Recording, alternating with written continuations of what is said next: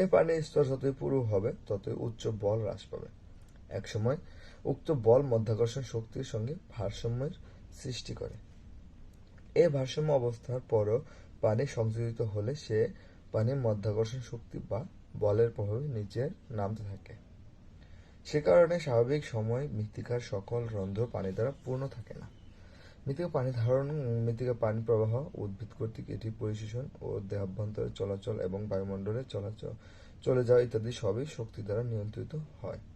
পানি যে আকর্ষণ বল দ্বারা মৃত্তিকা কণার গায়ে লেগে থাকে এবং মৃত্তিকার রন্ধ্র পরিসরে অবস্থান করে তাকে মৃত্তিকা পানির বিভব সমন্বিত বলে বিভব বলে।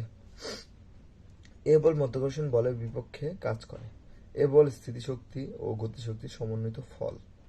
তবে মৃত্তিকা পানির ক্ষেত্রে গতিশক্তির মান খুবই নগণ্য হয়ে থাকে।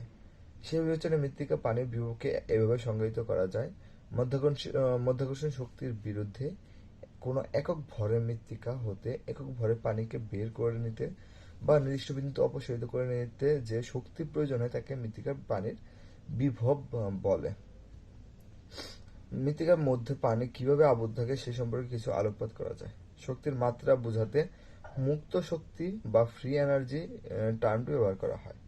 কোনো পদার্থের মুক্ত শক্তি বা ফ্রি এনার্জি ওই পদার্থের তাপশক্তির মাত্রা ও নিজস্ব এন্ট্রপির পরিণতি প্রকাশ করে।